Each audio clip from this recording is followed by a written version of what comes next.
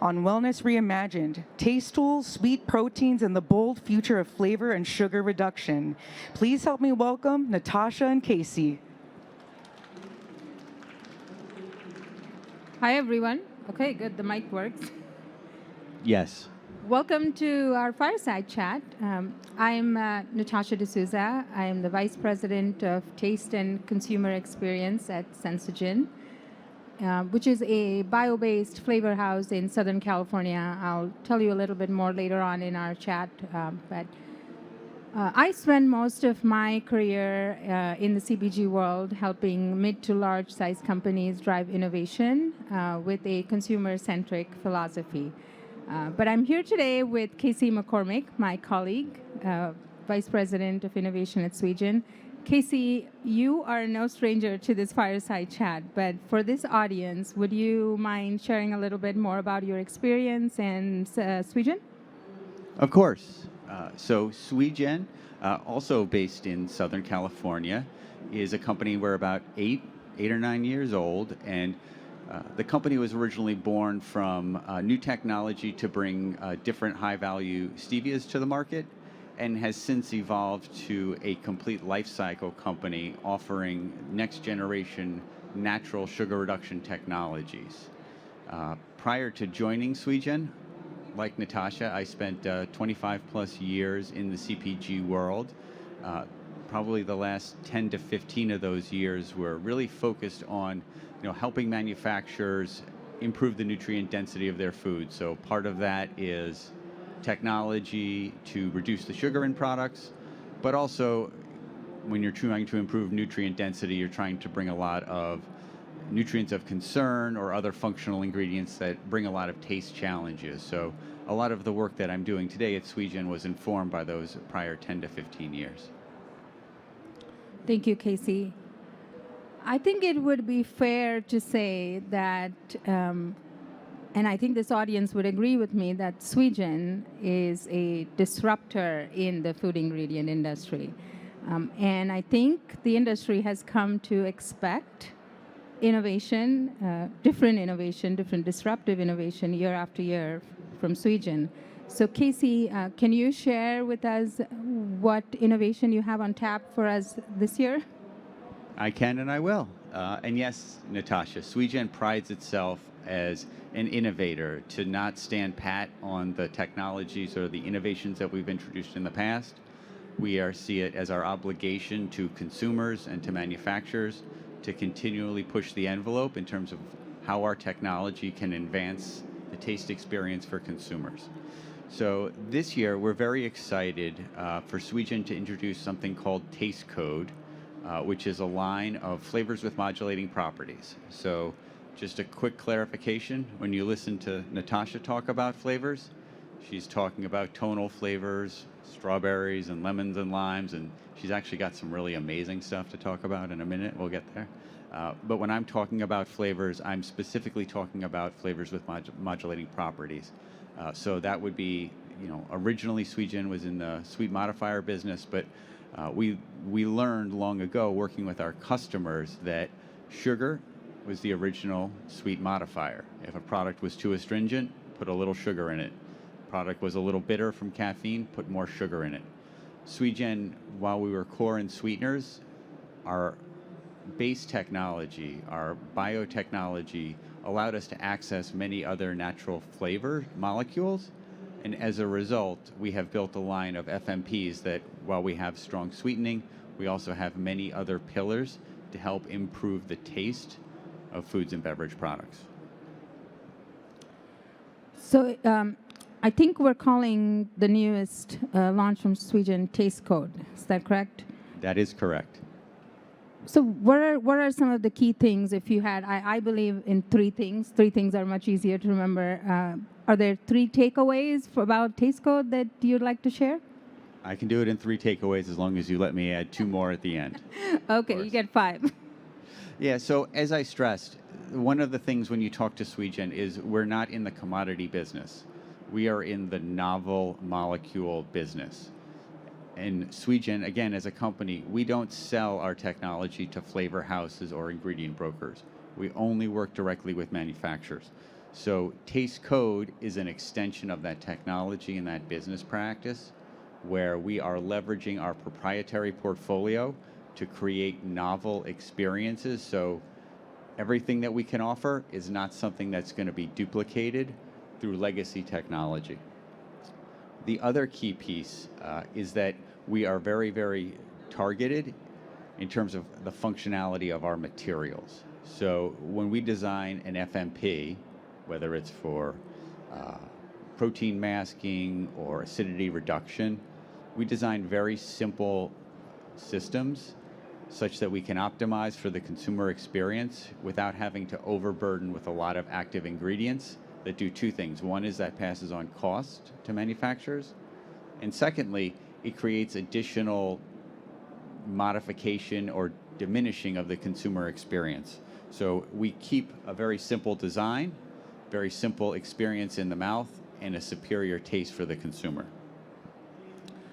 So would it be fair to say that Sweegen is pivoting, and I believe it's a great pivot, going from kind of the sweetener world into the flavor world? Yeah, well, I would say it's less a pivot, but it is more of a strategic addition or adjacency to what we're already doing. We, like I mentioned earlier, we recognize that just having an optimized sweet experience is not just sufficient to optimize the consumer experience. So, having this broad portfolio of tools that complement, whether it's a complementing of our sweetener technology or simply for brands and manufacturers who just prefer not to put sweetener on the label, they prefer to keep it to natural flavor only, this is a more elegant and broad solution to be adjacent to our sweetener technology. Awesome. So along with Taste Code, I think we got a good understanding of Taste Code, but I have heard Sweegen talk about Sweetensify in the media, in the publications. How is that different from Taste Code? Can you help us compare and contrast? Yes, so Sweetensify is a line of products. They are a line of natural flavors that the company introduced last year. Sweetensify, I guess you'd say it's sort of a sub-brand within our Taste Code portfolio. What makes our line of Sweetensify flavors so novel and so distinct from other sweet modifiers in the marketplace is that Sweetensify is our flavors that are powered with the sweet protein brazine. So for those of you who may have heard a little something about it. Yeah, what is brazine? What is it? It's a word with two Z's in it. Brazine is a peptide, so a 53 amino acid sequence peptide found in a fruit in Western Africa. Now, Sweegen was the first one to have flavor approval on this material last year. Some important things to understand about this sweet protein. So it is 2,000 times weight sweeter than sugar. So if you think of something like Reb M, 400 times sweeter, sucralose, 600 times sweeter, this is many, many different functions improved in that regard. Also, for brazine, proteins by their nature do not do well with the conditions you need to use to make food and beverage products.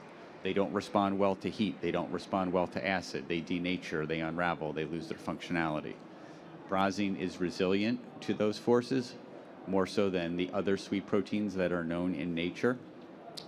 And the other, and perhaps the most compelling thing about brazine is that the way your mouth actually perceives its sweetness is different than other non-nutritive sweeteners. So when you consume sugar, it stimulates the two types of sweet receptors you have in your mouth, T1R2 and T1R3. When you use non-nutritive sweeteners, their primary binding affinity is only to the T1R2. Brazine is the only natural, not counting cyclamate, that's a synthetic, that has a high affinity for the T1R3 sweet receptor. So when we use these flavors to enhance sweet quality, it gives us an advantage because now we're actually taking the same neurological pathways between your tongue and your brain that sugar would do. So it creates a strong point of difference.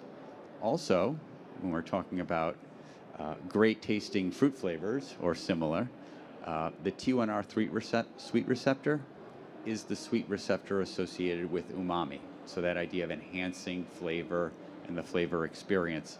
This allows us to actually really improve flavor delivery to rise it up for delivering either a more flavorful experience to the consumer or creating a cost savings opportunity by lowering the flavor usage by the manufacturer. Flavorful expression. I've got to remember that word. And I really enjoyed listening to you stressing the importance of flavor. I think in my world as the leader of the flavor program, and it's really heartening to hear you talk about flavor as a complete circle just between our two companies. Sweegen is approaching it from a flavor enhancement, sweetness perspective, and then Sensegen with the flavor tonality perspective. So kudos to you guys. Well, I was going to say, since you're talking about the tonality piece, what are some of the things people should understand in terms of what differentiates Sensegen's flavors from some of its contemporaries or other flavor houses? Yeah, no, thank you for the question, and I guess I'm in the hot seat now. So before I answer that question, I would like to just share a little bit more about Sensegen. I mentioned earlier Sensegen is a bio-based flavor house in Southern California. What most people might not know, that it actually belongs to the same family of companies as Sweegen does. So there's a lot of collaboration and sharing at the very top, even with our proprietary molecules and how we go to market. In fact, we often work at the bench with the same proprietary molecules. The difference lies in how we bring them to market, how we commercialize them.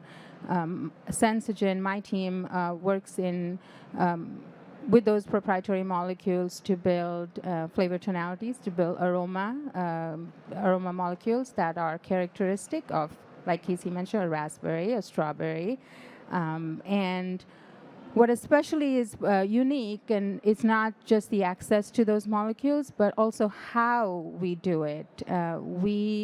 We are driving innovation. We're constantly bringing collections of those bio-based flavor solutions from a very consumer-centric or targeted answering to a consumer need. And that has been kind of the forefront of the strategy of how Sensegen comes to market. Excellent. So that's very exciting in terms of strategy and go-to-market approach. We've got an audience here who maybe is thinking, hey, well, what have you got that's new and interesting, just as Sweegen innovates? What is Sensegen innovating to the marketplace here in 2024? Yeah, absolutely.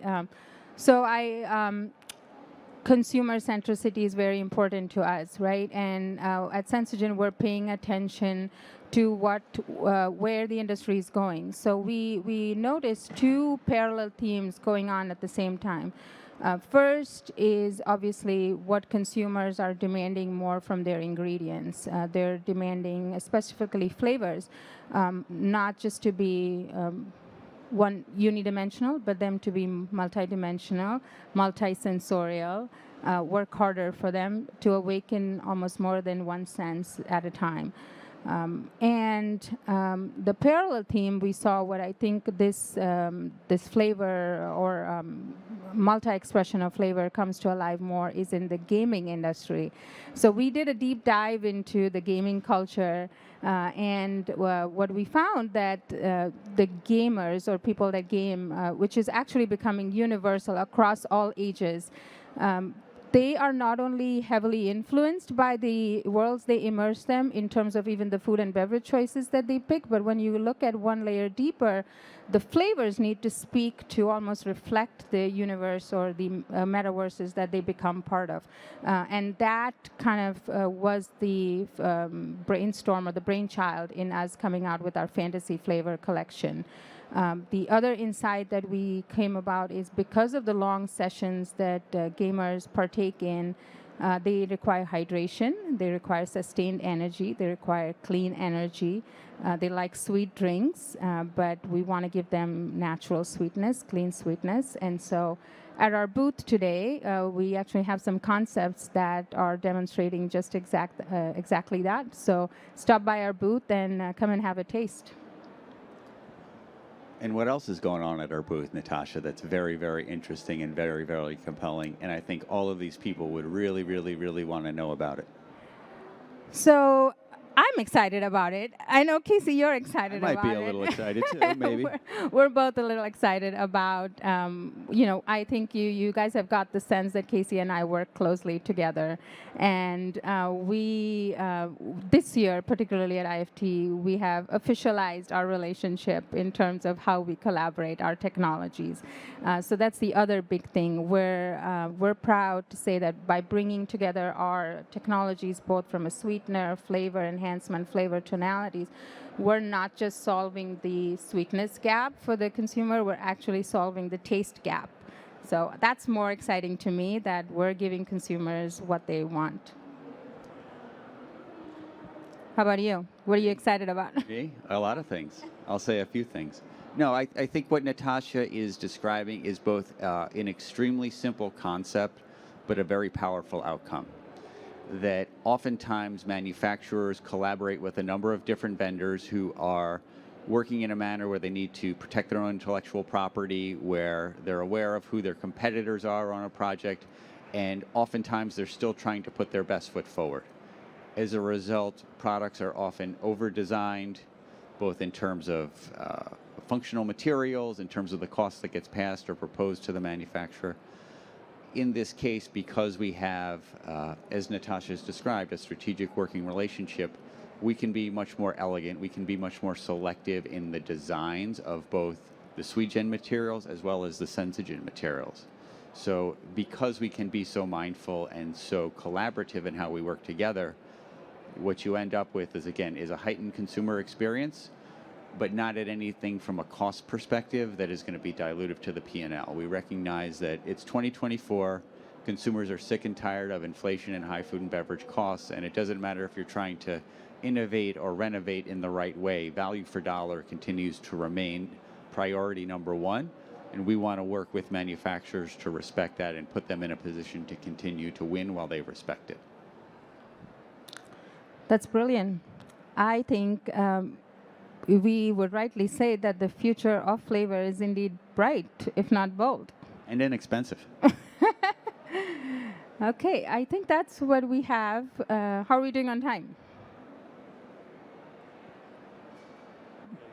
We have about 3 minutes for questions. Okay.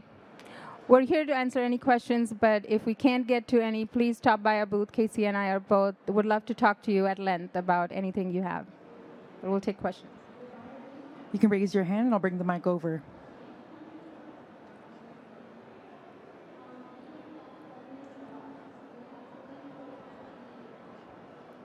Don't be shy.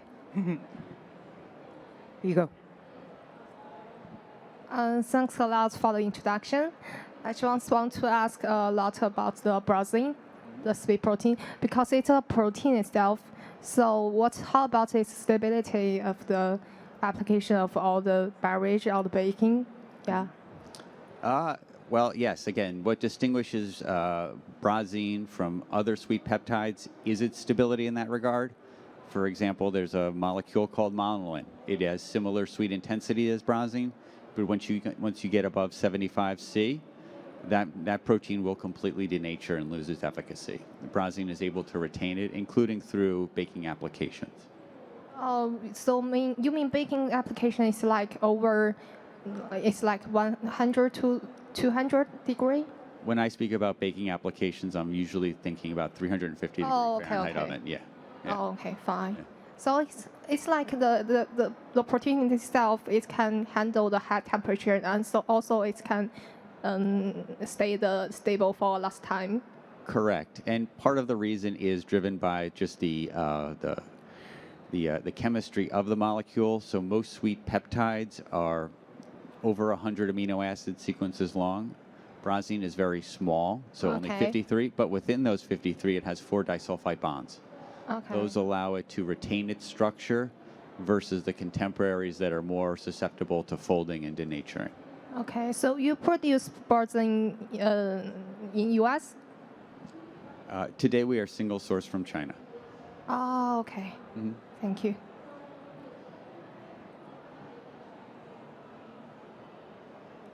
So we are out of time. Last comments. No, thank you. Stop by our booth, 1831. Yeah, tasting is believing.